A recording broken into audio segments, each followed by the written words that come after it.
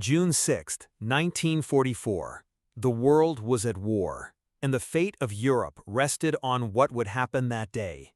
It began quietly, in the cold darkness before dawn, as thousands of young men waited aboard ships off the coast of northern France. Many were barely out of school. They carried rifles, packs, and the weight of history. For them, this was not just a military operation. It was the beginning of the liberation of Europe, the day freedom would fight its way back into a continent chained by tyranny. This was D-Day, the start of the Normandy landings, the largest amphibious invasion in human history. Over 156,000 Allied troops from the United States, Britain, Canada, and other nations were part of a daring mission to storm the beaches of Nazi-occupied France and begin pushing the Germans back. Operation Overlord, the code name for this invasion, had been in planning for over a year. Behind it was an incredible alliance of nations working together with one purpose: to defeat Adolf Hitler and end the Second World War. Leading the overall effort was General Dwight D. Eisenhower, the supreme commander of the Allied Expeditionary Force. He bore the burden of command, knowing the cost in human life could be catastrophic, and yet knowing, too, that there was no other way to free Europe. The enemy was deeply entrenched. Hitler's armies had built the Atlantic Wall, a massive network of defenses stretching along the coast with bunkers, artillery, landmines, machine gun nests, and anti-tank obstacles. Every mile of coastline had become a fortress. Attacking it would be like walking into the jaws of a steel monster. But the Allies had a plan. They chose Normandy instead of the more obvious target of Pas-de-Calais. To confuse the Germans, they launched Operation Bodyguard, a clever deception involving fake armies, false radio transmissions, and inflatable tanks. The Germans took the bait. Even as Allied forces crossed the English Channel, Hitler's commanders were still convinced the main attack would come elsewhere. In the early hours of June 6th, before the beach landings began, airborne troops were dropped behind enemy lines. Thousands of paratroopers from the American 82nd and 101st Airborne Divisions and the British 6th Airborne Division jumped into the dark night sky. Their objectives were crucial: capture bridges, cut off roads, sabotage communication lines, and sow confusion among the enemy. But it was chaos. Many landed far from their targets. Some drowned in flooded fields. Others were shot as they descended. Still, despite the confusion, they fought with ferocity and grit, completing their missions and delaying German reinforcements from reaching the beaches. As the sun rose, the sea filled with ships, over 5,000 of them. The sky roared with the sound of more than 11,000 aircraft. Then came the assault on the beaches. The Allies had divided the landing zones into 5 sectors: Utah, Omaha, Gold, Juno, and Sword.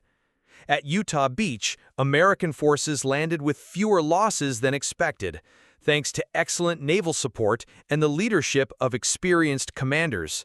At Omaha Beach, however, the story was very different. It became a hellish bloodbath. German machine guns cut down wave after wave of troops before they could reach cover. The sea turned red. Soldiers drowned under heavy packs or were pinned down for hours on the sand. For a time, it looked as though the landing might fail, but the men refused to give up.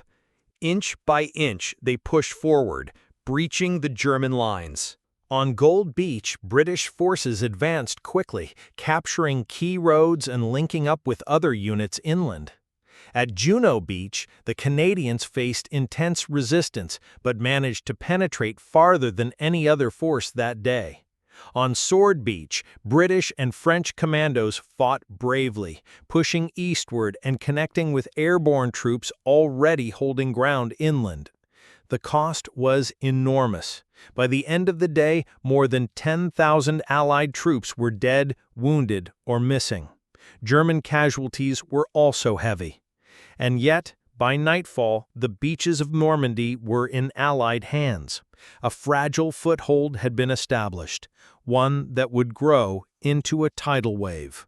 In the days that followed, the Allies poured men and equipment into France. Fierce battles raged across the hedgerows and villages of Normandy. Every road, every bridge, every field became a battlefield. German resistance was brutal, but it could not stop the advance. On June 26th, the Allies captured the port of Cherbourg. On July 21, Saint-Lô fell. And on August 25th, Paris was liberated. D-Day had succeeded. Hitler's grip on Western Europe was broken. The liberation of France was underway, and the countdown to the end of the Third Reich had begun. But D-Day was more than a military victory. It was a moment of incredible human courage. These were ordinary men doing extraordinary things. They were not seeking glory. They were not chasing conquest. They were fighting for something greater, for their families, for their homelands, for the hope of peace. Many never came home. Today, their names are carved in stone in the cemeteries of Normandy. White crosses and stars of David stretch as far as the eye can see, each marking a life given for the freedom of others. We remember them, not just as soldiers, but as sons, brothers, husbands, and fathers. We remember them as heroes. June 6, 1944, will always be remembered not for its violence, but for its meaning. It was the day the tide turned, the day the free world fought back, the day when darkness began to give way to light.